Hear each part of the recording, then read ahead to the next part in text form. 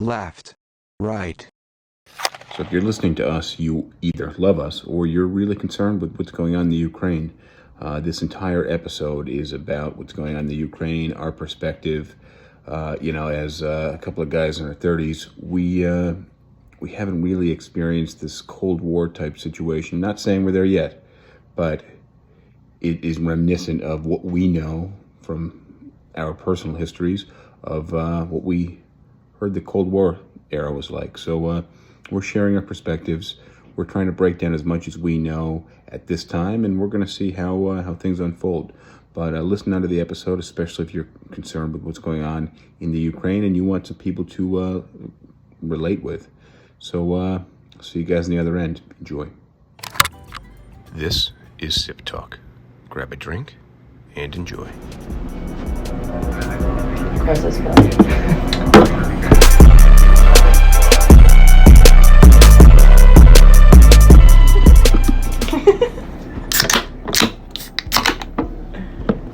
Cheers. Cheers. Cheers.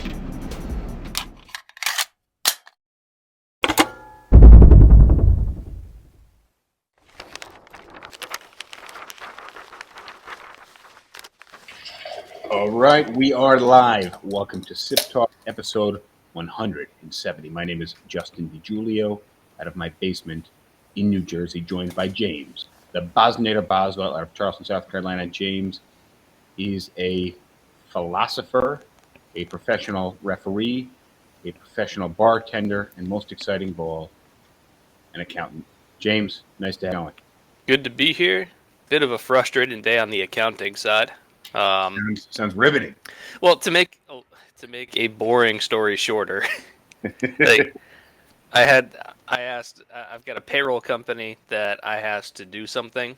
They said they were going to do it, and then turns out today that they didn't do it because there was a hang-up, and I got really mad at them because I said, hey, I called you guys a week ago, and I called you 3 days ago asking about whether or not you had everything that you needed, and you said yes, and we'll have it done for you by the time like Thursday rolls around, which is a deadline for me. So I called today. I said, hey, how come this isn't done? And they said, oh, well, we're still missing stuff. I said, why didn't you tell me that when I called earlier so I could address it?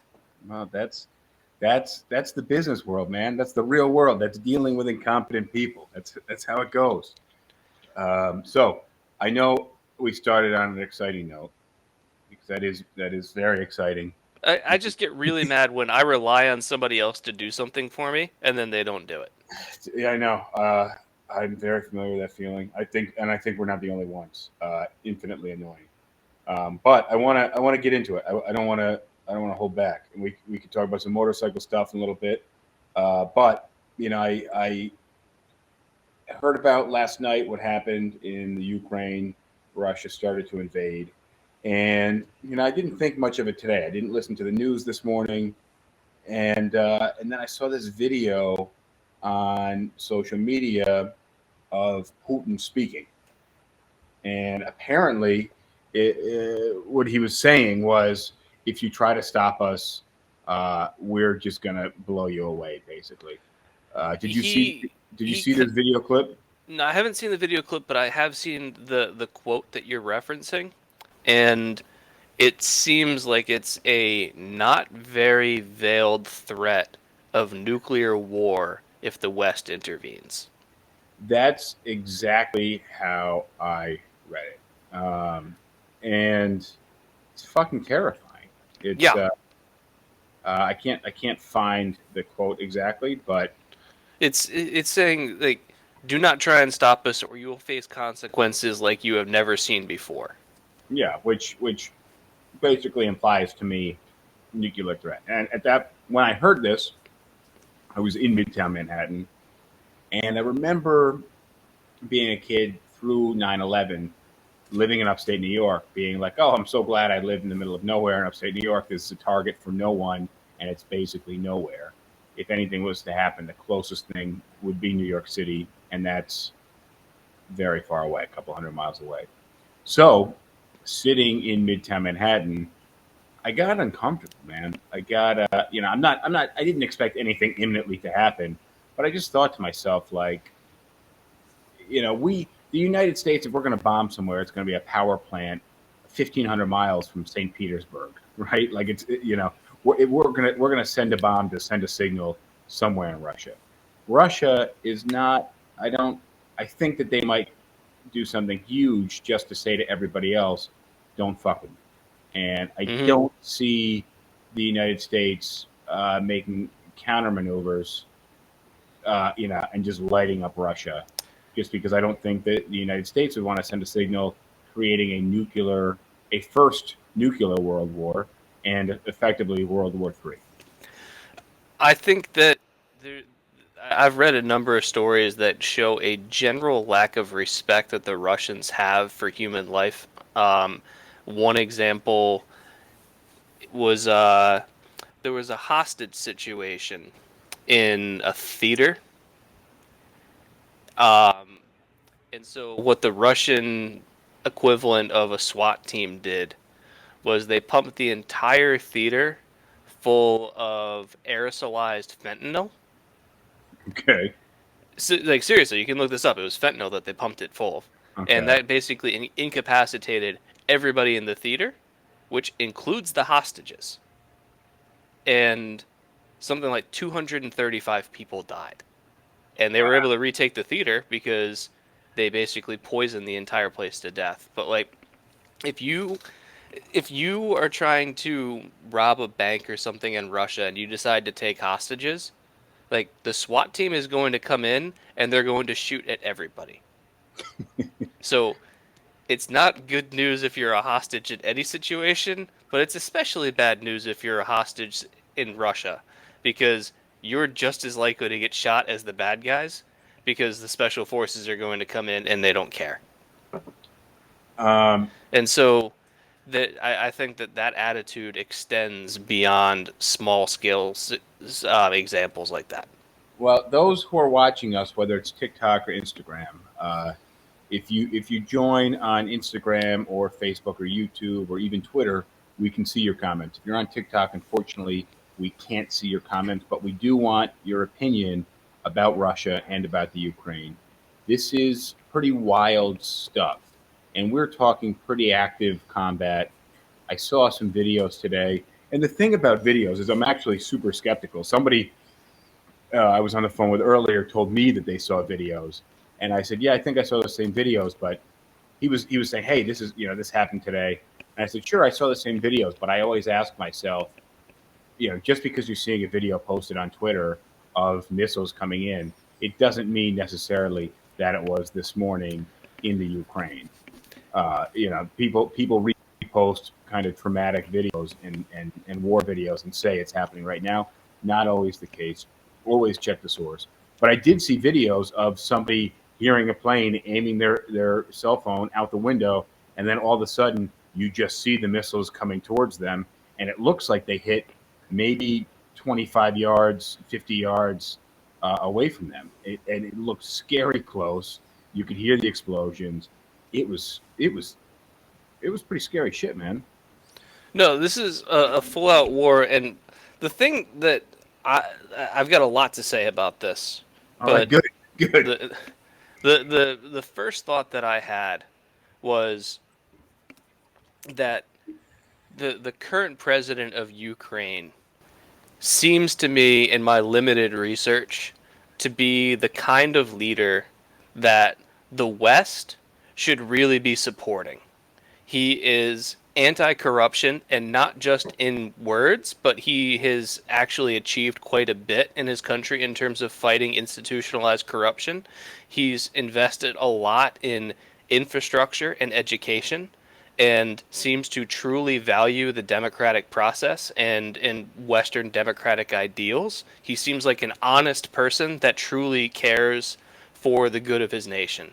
And I'm sure he's not perfect, but in terms of a leader that the West would want to support as a example to other developing nations as to what is possible when you do things right, Ukraine's President Zelensky seems to me like the ideal example.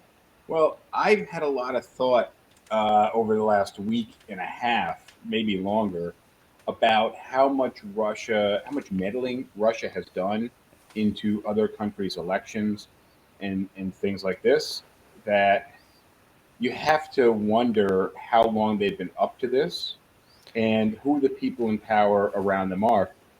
And about Zelensky, I don't.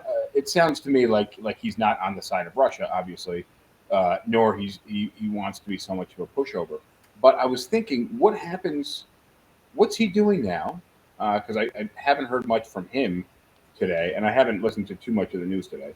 But I haven't heard much from him. I wonder what he's doing now, and then I wonder what happens once Russia takes full control over Ukraine. And it sounds to me like that's about what's going to happen. Well, so the causes for what's happening right now go back 8 or 9 years, and you have to look at the protests that happened in Ukraine in 2013 and 2014 against their then president Yanukovych, and he was very much a Russian ally. What caused the protests initially was Yanukovych not signing a trade agreement with the EU, which was something that Russia wanted him to do because they wanted Ukraine to be closer to Russia, and by signing a trade agreement with the EU, that would bring them closer with the EU. And so the Ukrainian people were getting more and more frustrated with the authoritarian rule of Yanukovych, and him not signing this trade agreement was kind of the final straw. And so the protests led to Yanukovych actually fleeing the country to Russia. And Interesting. since then, Ukraine has elected leaders that have been much closer to the West. And while I'm oversimplifying the causes here a little bit, I think you can look at it as Putin came up during what he views as the golden age of the Soviet Republic. And he believes that that was the best time for Russia, was when it was USSR. Exactly. And you can look at, especially in the last 10 years, but the entire course of his rule of Russia, it has been him trying to restore Russia to the way it was when he was younger as the Soviets. And Ukraine was a big part of Russia. Well, it was a big part of the Soviet Republic. So he wants that back because he believes that it's rightfully Russia's.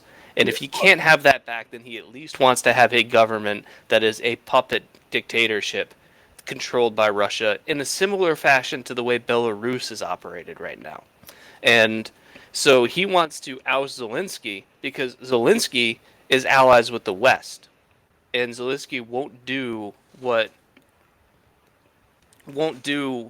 Russia tells him because he's independent and he knows that Russia doesn't have his best interests in mind. Yeah. Well, that's actually in my notes. I have uh, basically the blame being put on Putin's predecessors for letting the country fall to shit in his eyes, and he wants to reclaim what he believes is his, and Ukraine, Belarus, and the former Soviet nations. Well, do you know how Putin came to power? Not off the top of my head, no, no Well, idea. all right. So there has, for a long time, been a rampant problem with corruption with Russia's state-owned industries, where people would be scraping money from the state-owned industries. And Putin came in and basically confronted all of these people and said, and the deal that he cut with them was, I know what you're doing, and if I'm in power, I'll allow you to continue doing so, but I want my cut, and my cut is half. Okay. And so he's been able to keep himself in power because the richest people in the country stand to benefit the most from him staying in power because he allows them to continue to make the money that they do the way they do it. Like, I don't know what his estimated wealth is, but Putin is most likely one of, if not the most wealthy people in the world. Um, Well, look, it's hard to estimate what his wealth is because he's not like Bezos or Elon, where you can just say they own X% of a company and of it's stock. trading at Y dollars. Yeah, Like, we're not looking at his bank accounts or his stock portfolio. It's no, more. it's much harder to figure out what he actually owns and how much it's worth. But there's no question that if Putin weren't president, he would still be an incredibly rich person. But that's the reason why he keeps power, is he has the backing of the most powerful and rich people in Russia, not necessarily the populace. Now, the populace of Russia, a good portion of them have been propagandized and browbeaten into supporting him because protesting in Russia is a recipe for a long arrest. And so the people that are protesting in Russia, I applaud their braveness. Yeah, but those people, they're not going to be able to protest for very long. They're going No. down. They're going to jail. They may end up dead. I think what a lot of people don't understand and possibly can't even wrap their head around is the level of corruption, dictatorship, authoritarian the country of Russia is, and that's why I think a lot of people don't fully understand like what was going down during our elections here in the U.S. Was it France where Russia dumped a bunch of misinformation into the media immediately before they cut off? So you know what I'm talking about? Not really. So I'm pretty sure it's France, and what happens is they're not allowed to report. The media is not allowed to report on politics 48 hours before the actual election, Okay. and and immediately before that, Russia dumped a whole bunch of misinformation into social media threads and things like that, and then the media had a blackout for the following 48 hours, so they couldn't tell everybody what was happening. They And couldn't, yeah, there wasn't a chance for the media to cover these stories and say, by the way, all that stuff is untrue. it was France, though. You know what I'm talking about? No, I don't. But Well, some Russia's disinformation campaigns in Western elections has a long and storied history. But that the level of corruption is what I'm getting at. That I think a lot of people won't be able to comprehend the fact that how you're explaining how Putin came to power in a very unique way. I don't think we're not talking about like the Italian mafia or something like that. We're talking at a much It's greater scale. it's a similar approach though. It's just on a Yeah, much bigger scale. but Like the Italian mafia runs their own businesses and extorts people and all that other stuff. Like the Russian mafia controls the state-owned businesses. yeah, exactly. Um, and Russia is the largest country geographically by almost double that of the following countries. So I think it's Russia and then Canada. Yeah, Canada's pretty big, but Brazil's big too. But yeah, Russia in terms of land area is huge, but in terms of population and GDP, isn't that impressive.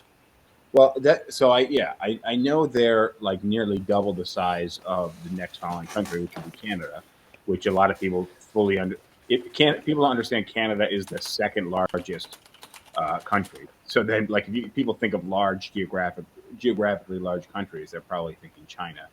But but Russia is such a huge place, and to have that much control is insane because it is not as populated. So you have that control widespread over a lot of different towns and smaller cities. Do you have the population numbers? I'm looking at the GDP.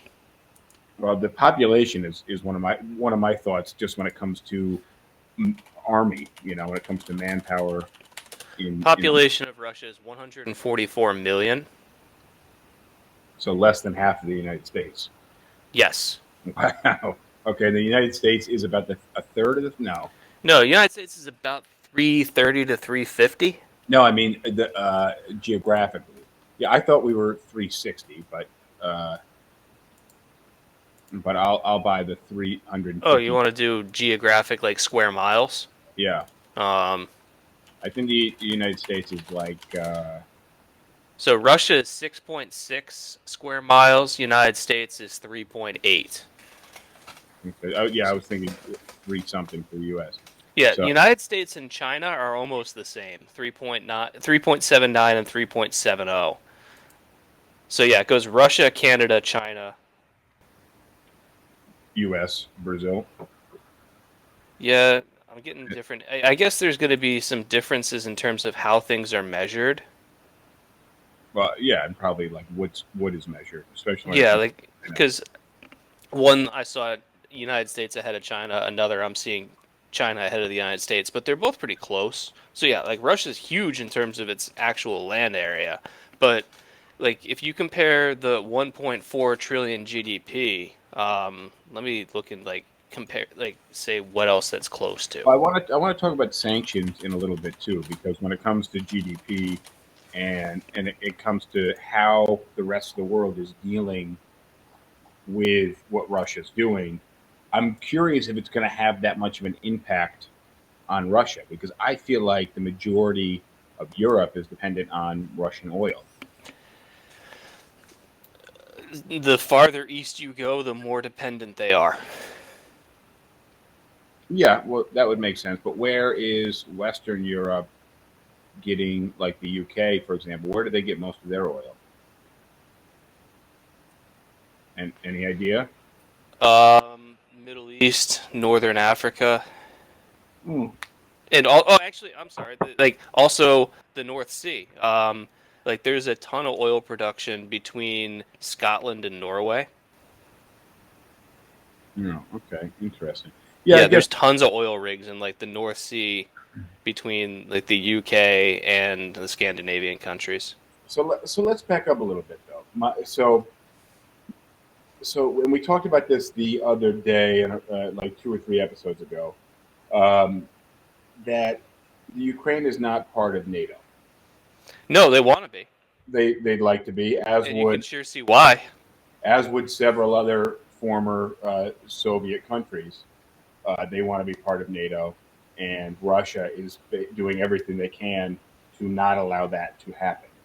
Because once Russia invades a NATO country, the other NATO nations come to their defense. An Now, attack on one is an attack on all. exactly. So now, if we go to bat to defend the Ukraine, because we're not, uh, because Ukraine's not part of NATO, us then attacking Russia or defending Ukraine would be seen as an act of war. Let me ask you this. Yeah. Do you think that the United States should provide more concrete assistance or even direct combat support to Ukraine? So that's a really good question. I think it would have to be with the support of the rest of the world. And because the United States can't do anything without being backed by the majority of the rest of the world, because they're basically picking a fight that they may very likely lose, or they may not want to. They may not lose, but it's an overall too much of a loss, right? It wouldn't be like we wouldn't lose a war to Russia. It would be everybody would lose a war to Russia because if enough nukes go off, it doesn't matter that you won. Well, my thinking also with what Putin said earlier today, basically saying you will see, retaliation like you never have before in your lives, sounds and knowing or imagining at least that he believes that Khrushchev and the former predecessors he had, which is what Lenin and Well, we went Lenin, Stalin, Khrushchev. Khrushchev, somebody else after that I can't remember, and then Gorbachev. Gorbachev was the last one, but there was somebody between Khrushchev and Gorbachev. But my point is, I think that he believes that uh, those guys failed the USSR, and that maybe had they engaged more actively in nuclear war and fought for their case, then the USSR wouldn't have been disassembled. Well, there's another. So going along with that, like when Khrushchev was posturing war with the United States in the 60s, such as the Cuban Missile Crisis, Hmm. among other things. Um, the reason why Khrushchev lost control of Russia was the Soviet system had the Politburo that decided who was going to be the leader, and the Politburo just said, you know what, Khrushchev, you're acting way too crazy. You're going to get us into an actual war, and we don't want that. So, like, even as autocratic as the leaders in Soviet Russia were allowed to be, they still had accountability to people that would oust them from power if they went too far. Putin doesn't have those constraints. All Putin needs to do is keep the people that he's made rich, rich, and he can do whatever he wants. No, he has to keep his country on his side. So just a comment real quick I saw on TikTok from Lexi NYC saying, "Who says there isn't Russians? Who says there aren't Russians infiltrated into the Ukrainian military?" Um, that's a good question. I don't think that's very likely, but I think you know. Ukraine, by the I looked at a map of the 1992 vote that Ukraine held as to whether they wanted to be an independent country or they wanted to join Russia. And with the exception of Crimea and like the Donbass region, all of the votes were 80 plus. The farther west you go, you saw like 92 and 93% as voting for independence. Independent, yeah. Ukrainians want to be their own country. They want to be separate from Russia. And there are really two or three areas where that strong support wavers. And that's going to be like Luhansk, Donbass, and Crimea. Well, I'm curious. Uh, What does Russia get by bringing the Ukraine back? What Well, does for it, one, it's just the idea that Ukraine has always been a part of Russia and it should never have broken apart. well, that's And that's my like the restoring the glory of the Soviet Union line that that's we already talked about. But that's my Ukraine primary also has a thought. ton of arable farmland. They've got some of the most fertile farmland in the world and a large amount of it. They've got a lot of heavy industry. They have a little bit of oil production.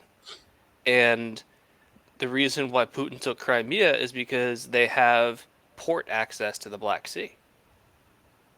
So Russia does get quite a bit by taking them over. Now, what's to say they stop with Ukraine? Because I don't think that's very likely at all. I don't I don't think they're just going to take Ukraine and say, uh, you're saying that they have a Russian sympathizer in Belarus, but there's several other countries as well uh, Estonia, Latvia, Poland, that were formerly part of the USSR, and what Moldova, like Moldova, yeah, any of the like Czechoslovakia, Yugoslavia, Bosnia, Herzegovina, Albania, yeah. So what's to say they don't Croatia. stop there?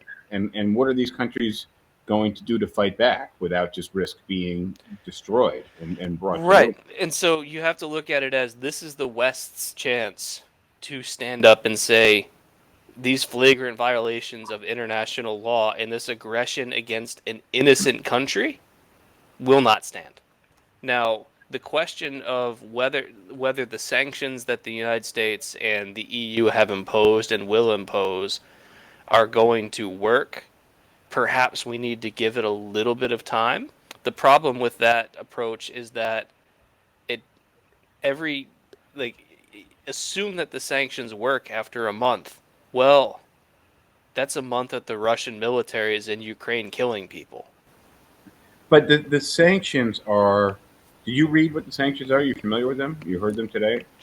Most I watched Biden's speech today. I watched most of Biden's speech like 2 days ago, and they are almost entirely financial in nature. Yeah, they're freezing assets, they're freezing banks. Apparently, Russia trades in like 80% U.S. dollar. Yeah. Do you know what the Russian stock market did today? I have no idea, but I know I don't think our stock market did too bad. Actually, we went Well, we down started off pretty down. and then came back. Yeah, but I'm Oh, but gonna tell me pull about up. Russia. All right. Well, so for example, today we opened down 2.3%. So that was a pretty big, like, for us, a 2% move is pretty big for the overall market. And back when coronavirus was at its absolute worst, the worst day that we had was somewhere in the range of like a 9% drop in a day. And that was like apocalypse now kind of Yeah, numbers, right? I remember that. Yeah. Russia's stock market today at its worst was down 39%. Wow. I Wow. A think it lot of people. finished somewhere between like 28 and 33%. I'm not entirely sure. But the worst that we ever did in the last 3 years was minus 9%. Today, Russia was down 3 or 4 times that. Wow. That's So, what people so, have to be. People in but the Russia have to be question is, very worried does about. that matter? Will that stop Putin? And I have some serious doubts. No, I don't think the sanctions are. Russia's a big enough place. They export enough oil. I don't know what their major imports are, but I imagine they're pretty self-sustaining. Well, their imports are going to be a fair bit of technology. So, What's the chips Russia and China? computers and stuff. What's the Russia China relationship look like? I don't see So, it being the too point that my strong. brother made today was like the West needs to cut off all oil buying from Russia. And I said, I understand the motivation for that thought, but the problem is Russia is close enough with China, both geographically and politically, that China will happily buy up Russian oil. And even if China doesn't like what they're seeing in Ukraine, and Rosh pointed this out, that China's got its own kind of thing with Taiwan that is in some ways similar to the way Russia views Ukraine, where China still views Taiwan as one of its territories. So China's kind of walking a tight line here. Well, But I don't think that that blocking Russian oil from being sold in the West, while I think that symbolically it means a lot, it's not going to have a major effect because China can just switch from buying Middle Eastern oil to Russian oil, and China would probably be happy to take the discount. well, who was it in terms of the sanctions cut off the? There's a pipeline. Was it? So Germany, I don't remember the name of it, but there was a major oil and natural gas pipeline that they were looking to build to Russia. It was Germany. I thought maybe it was. It was Also, definitely Germany. okay. And they ended that contract. They just said, you know what? I don't care how far along we are with this. We're not building it anymore. Well, you also don't want to be 5 years down the line and still be having issues, or be dealing with a country that is just known for issues and then has that type of control over you. Yeah. Because right now, oil is something that we really are dependent on. Well, and Ukraine is heavily dependent on Russian oil and natural gas for its power plants and all sorts of things. So the West needs to step up in terms of sanctioning more, supporting Ukraine more. To the West's credit, they have supplied Ukraine with a whole bunch of advanced arms and ammunition, especially anti-tank launchers, like shoulder-mounted anti-tank launchers that are highly effective and way better than what Ukraine had before. So to the West credit, we've given Ukraine some tools. One thing I was telling the Derv earlier today was, like, let's be honest here. The United States has a whole bunch of military units that, for most purposes, don't exist. Right? What do you mean? I don't know what you're getting. As in, they go and do something, and it's like they were never there. Give me an example. I see what you're getting in terms of capability. So think about like when they killed Osama bin Laden, SEAL Team 6, when they went in and conducted that operation. The only reason we heard about that was because it was a major military target, and it was the man who planned 9/11. So like the news got out because it was a major terrorist that was killed. But if you think about what that team was able to do, if if our government didn't want to report that, that wouldn't have we would never have known about it. Like, Okay, but that's a so, SWAT team. right, So but what I'm basically how much power does a SWAT team have on international scale? what I guess I was floating the idea to my brother that maybe we deploy, because like if we don't want to get involved in a war with Ukraine, I understand that we don't want to have our troops on the ground and provoke Russia into a potential nuclear war. I get that, but you're telling me that we don't have some unnamed squadrons in the military with no patches and no flags that can't conduct some operations to help Ukraine out?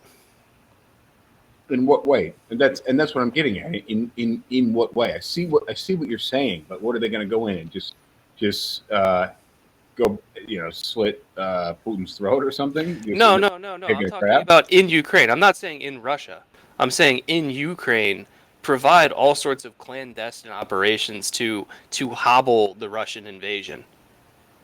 I think that's a lot more difficult than you might think because It, you I, have. I'm it's just an idea. I'm not saying it's Yeah, feasible. well, I think fine, fair enough. I just think you need to have some major artillery, and getting that in there without it, knowing the source, I think would be tough. I don't think you're not quite running covert operations climbing through caves in Afghanistan. Um, but on that note, we just had an incident months ago where we spent 20 years in Afghanistan and then we left. And hours later, basically, the country was taken back over by the same people that we went in to fight in Afghanistan. I don't think you can compare Afghanistan to Ukraine. Well, Afghanistan is a really disparate country, both in terms of its geography splitting the people up, and as a consequence of that geography, it's very tribal, where the people are not like united as one. but Ukraine has that to a much lower degree. It's a much hear more me out. united country. Hear me out. We just spent 20 years. We were 20 years invested in that country. We left. Shit went wrong, and we were like, yeah, we're Yeah. done. What Okay. did we really So, get out of our 20 years in Afghanistan? okay, but we haven't invested 20 years into the Ukraine. It's on the other side of the world, and getting involved could start World War III. What are we likely to do in that scenario? I look at it as we have to this is not just an assault on a country. This is an assault on a country that has expressed clearly that it wants to be a part of the West and is behaving as though it wants to be a part of the West. And if the West is going to say that we have these ideals and that this is the proper way to go about doing things, then we need to defend and support the countries that are seeking to follow in our footsteps. But hours are ticking by. Russia continues to advance and bomb the cities, Hmm. and and what we're doing during our waking hours is shutting down bank accounts, right? So the theory So there is to make this as economically unpalatable as possible for the Russians in general, and especially the Russian oligarchs that support Putin. So they no longer have a reason to support Putin let me because let they're me now worse off than if he wasn't in power. let me ask you a question. All right, you're in a relationship with somebody, and you find out they're cheating, and you call me up and you say, you know what, Justin, I'm gonna go shoot this guy. I'm so mad. I'm getting my gun. I'm gonna go shoot this guy. So I call your bank and say, hey, cut off James' credit card, and that'll show him. And soon he's gonna run out of gas, and then he's gonna get hungry and need groceries, and that'll show him. Well, you know what's going to happen over the next 24 hours or 48 hours I'm or still going to next shoot the week? guy. You're still shooting the guy.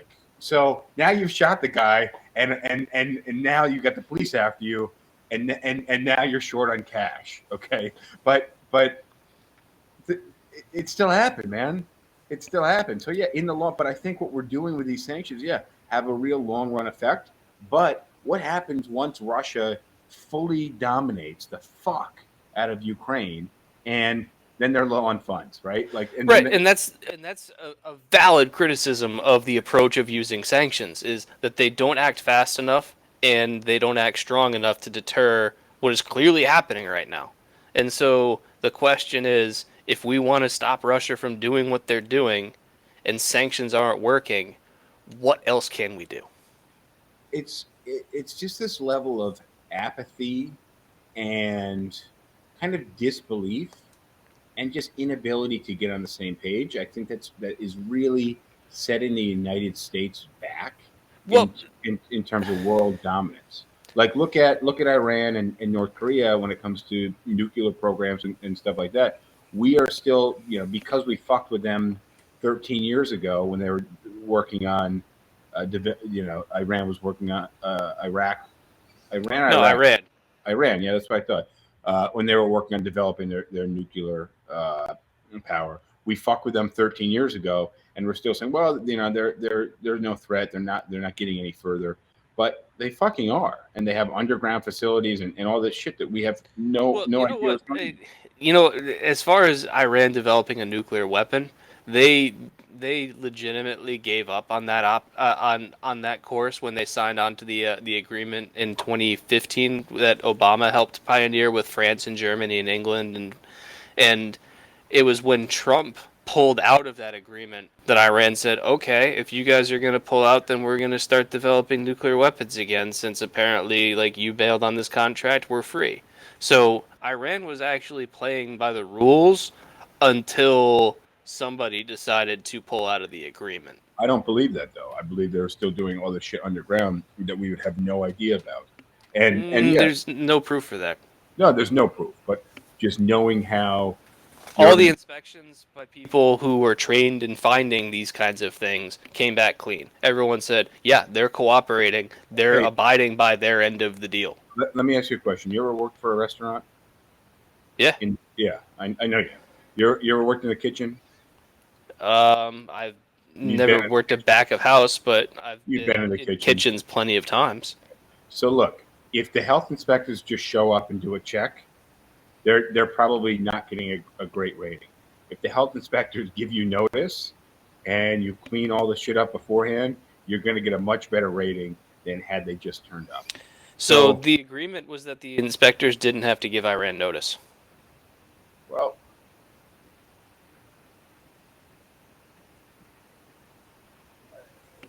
to me, I still don't trust it, and I think with underground facilities and shit like that, Yeah, we'd I'm have. not saying that Iran's a trustworthy nation. They aren't. But I'm saying that all evidence by independent parties suggested that they were playing by the rules on that agreement. But we're off topic because, We are. We like, no. We are. so We're when it comes to, like, I would actually say that the West has been pretty good here about coming up with a united response against Russia. yeah. Well, it's The not just the problem is that the united response has not been strong enough. Well, yeah, and it's not just the U.S. that has sanctions on Russia. It's Japan, Australia, the U.K., uh, France, Germany, France, and Germany. Yeah, um, all the biggest powers in the world except China have come out against this strongly. But have their actions been as strong as their words? And that's where things get harder to determine. well, uh, what's the time difference between here and it's got to be what? Like, I think 7 hours. oh, that's it. It's either 7 or 8, but I place my bet on 7 hours. Okay, so uh, it's going to be tomorrow there, in the middle of the night here, basically. Yep. Um, I'm very curious what happens over the next 24 hours. I don't foresee them letting up at all, and I see them taking over completely by this weekend. I don't know. It's really difficult to do. For one, because I've been watching a whole bunch of videos and stuff on this.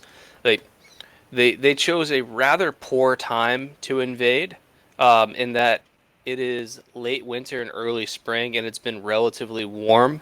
So instead of being able to move over frozen ground that's relatively easy to move over, it's all thawing ground, so it's super muddy.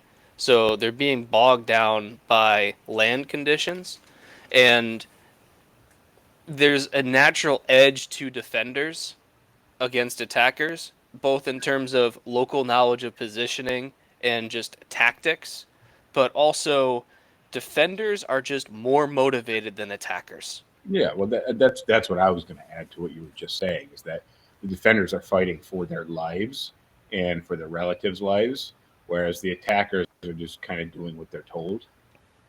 So there is that aspect, but I just think Russia has a hell of a lot more firepower They do. and a lot more manpower, and also I they're just super fucking corrupt. And I think that Russia, if they, and I think there's this is in my mind. I don't know who else shares this, but I think they're going to try to reclaim as much of the former USSR as possible, the former Soviet countries or Soviet states. We call them In Soviet states. 2008, they kind of tried and pull something similar to this in Georgia. Yeah, well, one of the agents in my office is from Georgia, and he was pretty freaked out today. He's saying these things are going off like very close to where I'm from or where his family lives. He actually left early because he just said this is wild shit. Yeah, I don't Uh, blame 'em. and but I what I foresee happening is that Russia is really going to try to take all these other countries, and I wouldn't be surprised if they continue to expand and they really fuck with the rest of the world. And If I they think, see that they can get away with what they're doing right now, why wouldn't they? but and that's And my thought. I'm not saying that to endorse it. I'm saying realistically, if they Yeah, get away with this, why would they stop? yeah, and I think they have a really good good timing on this because the world is super divided. It's post coronavirus, and people especially are very soft now. I've heard this for I don't know if I brought it up on one of the previous episodes, but I've heard this phrase used several times from several different sources over the last few weeks, and it is that tough times create tough men. Yeah, you brought it up like a week ago. Right, tough men. Well, I'll share it again. Tough times create tough men. Tough men create easy times. Easy times create soft men, and soft men create tough times. And I think that we are in a time where it's been very easy, and people are very soft, and that we have our entire generation has no idea about war at all or nuclear threats. The queasy feeling that I had when I was in my office in Midtown Manhattan today, just thinking like this is a major target city, and Russia isn't going to bomb rural North Dakota. They're going to bomb D.C. They're going to bomb New York City. They're going to bomb wherever they think it's going to fuck with us the most. Yo, you want to hear about a crazy thing I've heard, which it's unverified, but one of the ways that Russia has to bomb a city is, and I don't know if this is true, but I watched a video about how Russia was experimenting with like tsunami bombs. So they take a massive nuclear weapon and they park it a couple miles away from a city in a sub, and they detonate it and create like a 500-foot high tsunami. There goes New York City. Right. that's that's Like but I don't know if that would be worse than like just dropping a bomb on a city. It might be. we would have no idea that's coming. We like to think that we have an idea, but the fact that like 80 or 90% of our oceans are like we have no idea what's going on in the ocean, completely Yeah, and unexplored. so like what I heard is that they have like these autonomous things that like just kind of sit in the seabed somewhere waiting to be activated. Yeah, this is the shit that really scares the fuck out of me. And I wouldn't be surprised if they haven't spent the last 20 or 30 years putting all this shit in place. I wouldn't be surprised at all. And I was making some notes beforehand about like what modern warfare looks like and will look like. And I think nuclear warfare, a very, very big one. And then also, like what's the word I'm looking for? Chemical or like virus warfare, like with coronavirus, and then technological. And I think that Russia is posed very, very well to, Russia had their own vaccine for coronavirus. Yeah, of questionable efficacy. Sure, but maybe they were really vaccinating for something else, right? Maybe they were vaccinating for something they were going to dump across the rest of the world. And That feels like coronavirus, tinfoil hat theories to me. 100%, 100%. But what I'm saying is that thinking outside the box in terms of where they're going to strike and how they're going to strike next, you know, us having a conversation about it, even with a couple dozen people listening on, isn't going to get anybody anywhere. But um, but I just think thinking outside of the box like that is where our government needs to be thinking and be preparing for, and be sending, looking for intel for these types of things, just like the tsunami bomb that you're talking about. It's very improbable and a bit out there, but if you're Russia, why not do something like that? Why not take advantage of coronavirus and vaccinate all of your citizens against a virus that has released, but you're vaccinating them against it, and then when that virus gets released to the rest of the world, the majority of your population stays alive, and the rest of the world turns into fucking zombies. Yeah, I know you I don't was like thinking that. about this before I went to sleep last night, just in terms of like, would Russia actually like launch a nuke? And if so, what are the chances that an anti-missile defense or whatever would catch it? And it wasn't a great thing to go to sleep to. Well, at least you're in South Carolina, which is improbable. I mean, you are more coastal, but Well, we do have the nuclear subs training thing in Goose Creek, the naval yards there. So Charleston's a pretty big Navy city. oh man, could somebody Google where would Russia strike first and just comment that, because I'm Yeah, curious. I'm sure Russia's gonna tell you. No, but I'm curious what the thinking is on that, and Google's going to give a solid enough answer that somebody would give me what I'm looking for, really. But I'm curious where people think Russia would strike first. Um, Honestly, I think what you do is you'd pick a mid-sized target and a mid-sized nuke to send a message and say, "We have more where that came from." But you're not going to play your I don't. biggest I card don't. first.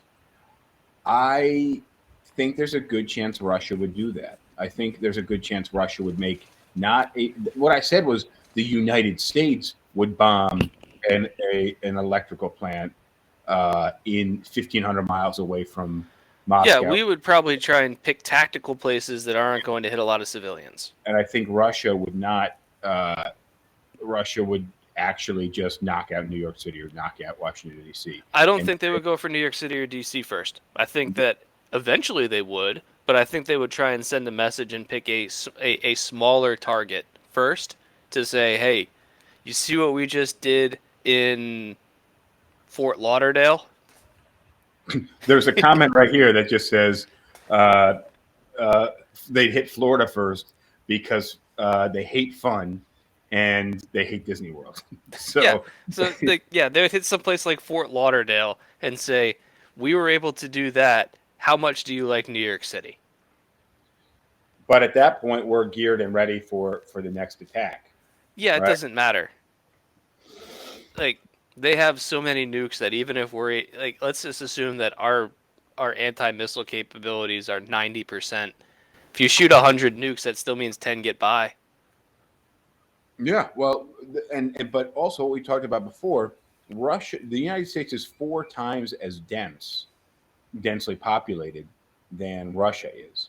So And that's any even counting the whole like American Southwest where like you'll have like 100 miles where two people live. um, but that's we could just pick random targets, not even random. We could pick big targets all across Russia and have considerably fewer casualties than any attack on the United States with a nuclear weapon. Yeah, but it's still as soon as one country starts launching nukes at another, it's game over. Yeah, yeah, clearly. And I thinking last week or so, uh, it doesn't sound that far fetched that we end up in some nuclear standoff. And I'm curious I wonder what countries would say, you know what, fuck this. We're closer to Russia. We're going to pick Russia's side. Not many. You don't think so? No. Mm, that's some scary stuff. Did you hear? So I was thinking of the Cuban Missile Crisis, um, which was that the Cuban Missile Crisis was Russia docking missiles in Cuba. Is that correct? That's how it started. So uh, I only caught like the headline, but it was a 60 minutes like promo for an episode about I made some notes. Invisible weapons, and what was happening in Cuba and in China was that U.S. diplomats were being targeted by some invisible weapon. So Cuba. you heard about this where Yeah, this is the Cuba syndrome, where like people working in the American embassy were coming down with all these weird symptoms, and to this day they're not entirely sure what was being used to cause them. so the symptoms were like dizziness, major headaches, speech loss, just in like balance issues, Yeah, and it wasn't like one or two. There was a whole bunch of people that this was happening to, including their children. yeah, yeah. So I mean, and yeah, they still don't know exactly what it is. The two leading theories are some kind of like microwave transmission or some kind of like ultrasonic attack. yeah, ultrasonic was something that I thought was very likely, and But you it's wouldn't. like we haven't been able to reproduce it or anything, so it's hard to say. But I don't know. We've got 4 minutes left. Let's wrap up on this. Well, yeah. Where? How do we close on this? What are you know? I think we gotta. Everybody's got to be watching. Maybe not, but I would advise people watch the news and just develop their own opinions and then share them back with us because I'm curious what people Yeah, is going to happen in the Ukraine and in the surrounding former Soviet countries. yeah. Let's just yeah, because Pocahontas says that they're totally lost with what's going on with Russia, and I think a lot of people feel that way. They don't really understand why this is happening or what we are doing and why we're doing it in response, and the broader implications for what happens for the globe. And I remember when I was in college, I took a class in political theory, and one of the things we talked about was global politics, and they talked about how global politics are fundamentally anarchic because if one country, if you look at like the UN or whatever, and this is a perfect example, if one country decides, I know that what you guys said, I know the treaties that we signed and the agreements that we all came together say that we shouldn't be able to do this, but we're going to. And then what happens? Nothing. It's anarchy. Yeah, and but that's I wouldn't put it past a country like Russia. I also wouldn't put it past a country like Iran or North Korea once they have that nuclear ability, which is why I think they would secretly continue doing that. But yeah, it if a country and the thing is, if we say or do the wrong thing right now, Russia could just start lobbing over bombs, and that's why I think we're more likely to take no action than any action at all.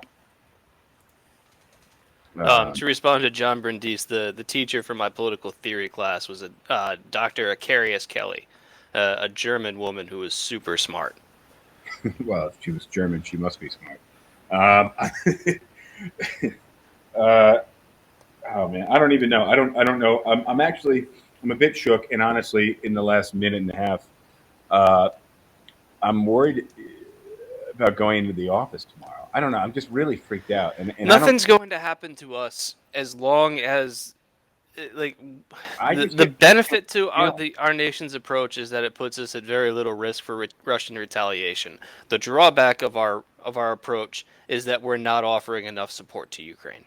yeah. Well, let's see what happens overnight, because that's going to be the first thing I do when I get up tomorrow morning. That's going to be is going to be to listen to the news and see what's going on. But I'm worried what the United States is going to do. And also, lastly, we got 30 seconds left. I wonder what Trump would have done in this situation. We Uh, already know. what, throwing some bombs? No, he gave an interview 2 or 3 days ago praising Putin as savvy and genius. I did see that. I did see that. But I'm curious what he would have done. All right, our timer's up here. On that note, I want to thank everybody for joining. I want to thank big time to Rosh Kaleb for feeding us your guys' comments. Thank you guys on TikTok for turning out, Instagram, any other platforms. Don't forget to subscribe. Anything And else? don't turn into nuclear waste before our next episode. I hope not. Adios, everybody. Cheers. See ya. All right, this is the other end. If you made it this far, you owe me a like or a subscribe or a comment or any interaction with the podcast. Maybe a share. Could be nice. Be nice for me. But thanks for your time today, and I'll see you guys next time. As always, I truly appreciate your time. See ya. I like PBR. I just got priced out of it.